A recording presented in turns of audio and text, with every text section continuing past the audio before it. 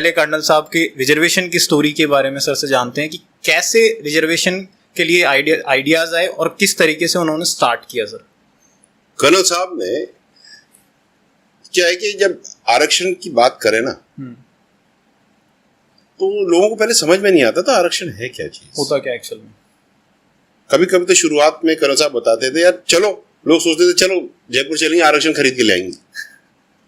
हम ये हंसने वाली बात नहीं है, हमारा एक्सपोजर ही इतना कम था गांव का।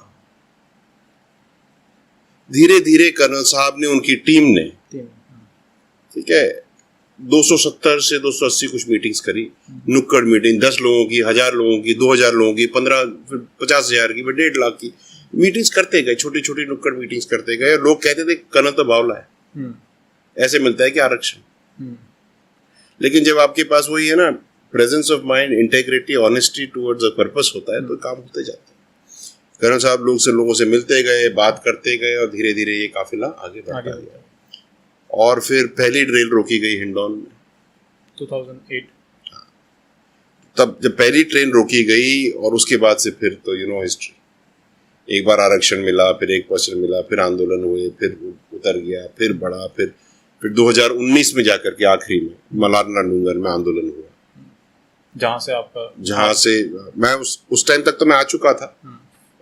और जैसे मैंने आपको पहले जब अपन बात कर रहे थे तो मैं 2 साल तक तो कर्नल साहब के पास आने के बाद केवल चुपचाप से देखता ही रहा कि भाई क्या है मैटर, लोगों को समझा, चीजों को समझा और फिर धीरे धीरे मेरा इन्वॉल्वमेंट बढ़ा। और 2019 का जो आंदोलन था उसमें काफी सक्रिय भूमिका रही। मैंने कर्नल साहब से एक चीज की निवेदन किया था, मैंने कर्नल साहब अपन दोनों मिलके करेंगे, आप आते रहिए, आप जाते रहे, आप अपने कन्वीनियंस पे आए, इसको मैं हैंडल करता हूँ एक अलग तरीके से। तो अलग तरीका तो कुछ नहीं था, मैंने अपने सारे पत्ते सबके सामने खोल के रखे थे, फुल ट्रांसपेरेंसी से हमने आंदोलन किया, कोई कमरे में कोई मीटिंग्स नहीं करी, जो भी मीटिंग पटरी पे होंगी टेबल पर, क्योंकि बार बार क्या चर्चा होती थी कि हम कुछ भी करें हम टेबल पे हार जाते हैं, टेबल पे हार, ये एक धारणा बन गई थी, टेबल टॉक करना, टेबल टॉक। तो हमने कहा टेबल ही यहाँ लगाएंगे ना सबके बीच में, टॉक भी यहीं करो जिसको करनी, लोगों के बीच में बात, हाँ बात करो। अब लोगों के बीच में बात करने में सरकार घबराए, मेरे को बहुत प्रलोभन दिए, इस चीज के उस चीज के, ये कर देंगे वो कर देंगे। मैंने कहा भाई साहब आप ये कर दो, बाकी हम सब खुद कर लेंगे। और आरक्षण हमें मिला, बाकी तो आपको सब पता ही है। फिर पुलवामा हुआ तो कर्नल साहब ने देश हित में हमने वो आंदोलन स्थगित कर दिया, स्थगित किया, खत्म नहीं किया, और आज तक वो स्थगित है, खत्म नहीं हुआ है, याद रखें। क्योंकि वो बात ये रखी गई थी कि हम एक कंडीशन पे उठ रहे हैं कि कभी भी अगर हमारे आरक्षण पर कोई आंच उठे या कोई चैलेंज आए या हमारे इस पे कोई ये हो कि ये बंद हो रहा है या रुक रहा है, तो ये सरकार की जिम्मेदारी होगी, राजस्थान सरकार की जिम्मेदारी होगी कि आरक्षण यथावत रखा जाए, उसके लिए जो भी सरकार को करना है वो करे। ये कंडीशन था स्थगित करने का। ये मैं आप सबको सही मायने में बता दूं, तो आंदोलन खत्म नहीं हुआ है, स्थगित किया गया है 2019 में, और आरक्षण हमारा अभी चल ही रहा है। आंदोलन के बाद में आरक्षण अभी चल ही रहा है।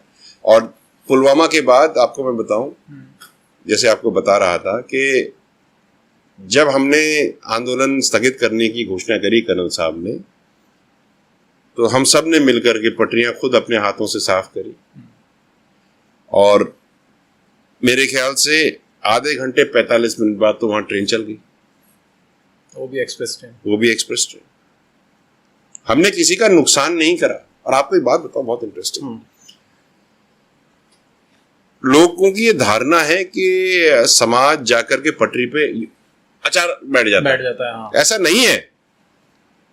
हम 1.5 महीने का समय देते हैं कि साहब हम इस तारीख को बैठेंगे, आपसे निवेदन है हमारे कार्य पूरे कर दीजिए। अब मुझे एक बात समझ में नहीं आती कि उस समय की सरकार को, कि जब हमने 21 दिन का समय ऑलरेडी दे दिया था, तो उन्होंने 21 दिन में कुछ करा क्यों नहीं? हमें बिठाया क्यों? बिठाने के 9 दिन में कर कैसे दिया? और इन 21 दिनों का नॉर्मल ग्राउंड की जनता को, लोगों को पता ही नहीं होता। नहीं, अखबार में चल रहा है, कि इस तारीख को बैठने वाले हैं, इस तारीख को बता के बैठते हैं। और हमने ऑफिस टाइमिंग 5 बजे तक की होती है ना, तो हम पटरी पे भी 5:15 पे चढ़े थे। कर्नल साहब अपने उसूलों के, अपनी जबान के और अपने विचार के बिल्कुल पक्के व्यक्ति थे। उन्होंने कहा कि यार अपन ने आज का समय दिया है, 5 बज जान दो, अच्छा 15 मिनट और दे दो ग्रेस के, हो सकता है उनको खबर नहीं मिली, फोन है, फिर 15 मिनट और दे दो। फिर जब वहां से कोई पत्ता ही ना हिले तो फिर उन्होंने बोला आप चले। हमारी गलती नहीं होती साहब, सरकार को पूरा समय दिया गया था, पूरा 21 दिन का समय कोई कम होता है? बहुत बड़ा समय होता है किसी भी। और 21 दिन में आपने वो काम नहीं करा, हमारे पटरी पे बैठते। तो मैं आपको ये बताना चाहता हूं और सबको ये बताना चाहता हूं कि हम लोग पटरी पे नहीं बैठे थे साहब। हम लोगों को परेशान करने की हमारी कोई इच्छा नहीं थी।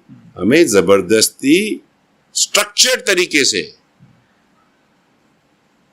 वहां बिठाने का षड्यंत्र था और हमको बैठना पड़ा, नहीं तो पहले ही कर देते।